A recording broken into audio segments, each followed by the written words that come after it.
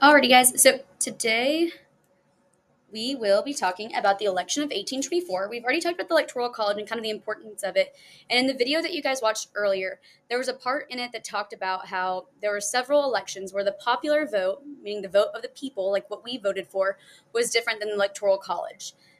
One of them happened in 2016. That's one that I remember the most. I remember I was in my sorority house. I was really exciting.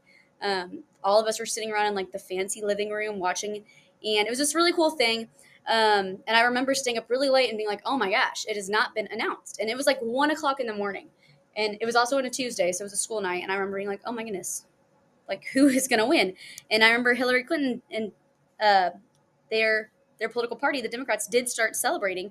And then later, like it came out that she did not win. The Electoral College voted against her and voted for Trump instead, but she had won the popular vote. And so this is the first example of that happening where Jackson's going to win the popular vote, but he's not going to win the electoral vote. And we're going to talk about it. Okay, so election of 1824, corrupt bargain. And this is also starting our next unit, which is Unit 5, the Andrew Jackson unit, too. So we have our candidates. One thing I want you to notice, after James Monroe, we just talked about James Monroe. He was our fifth president, so we're voting our sixth one now. And he was the president during the era of good feelings, right? Era of good feelings, whoop, whoop, whoop, we're partying it up. Okay, but the main reason it was called the era of good feelings was because there was only one political party. So you can see that here. We have Jackson, John Quincy Adams. You guessed it, his dad is John Adams, William H. Crawford, and Henry Clay. John Adams is the son of, John Quincy Adams is the son of John Adams. That's his dad. Andrew Jackson fought in the American Revolution at the age of 13. He's also currently on the $20 bill, but at one point he has appeared on the $5, $10 bill, and the $10,000 bill. That was something that was made in like the 1800s. It's no longer a thing, obviously. William H. Crawford served as James Madison's Secretary of War and Secretary of Treasury at different times. And then Henry Clay is the Great Compromiser. He's called that because he was the one that came up with the Missouri Compromise, which we talked about last week on what to do with Missouri becoming either a slave state or a free state. So you can see right here, okay, the breakdown of it. If you look over to the side, we have the electoral votes. Okay, we have 261 electoral votes total. In order to win this election, you had to have 131 votes. You had to have like majority of the votes.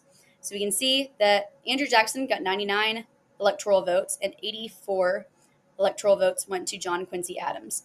So no one got 131, and when that happens, it ends up the House of Representatives gets to decide. So if you look over here, right, we have the electoral votes on this side, popular votes on this side. You can see Andrew Jackson got 99 electoral votes and got a majority of the popular vote too. But like I said, you had to have 131 votes to win, become president. And since none of them had 131 votes, the House of Representatives gets to decide. Now, the House of Representatives, the Speaker of the House during this time, is going to be Henry Clay. Henry Clay is down here. He got 37 votes. He didn't get that many. Okay, and we're looking at just John Quincy Adams and Andrew Jackson. That's who the House of Representatives is going to be deciding between. So, House Speaker of the House, kind of like the manager of the House of Representatives, kind of like the Lorax is the Speaker of the trees and speaks for the trees and what the trees want. That's kind of what Henry Clay does, except it's for the House of Representatives. Okay, so Henry Clay does not like Andrew Jackson.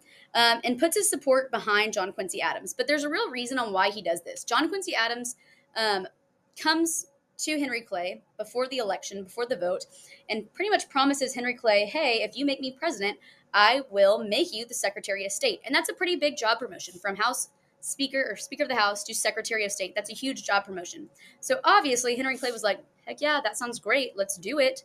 So he tells everyone in the House to vote for John Quincy Adams. John Quincy Adams becomes our sixth president, okay, and Henry Clay gets promoted to Secretary of State. So we call this the corrupt bargain because Andrew Jackson and his supporters felt like the election was stolen from him, and it was also unfair that John Quincy Adams promised Henry Clay a higher position.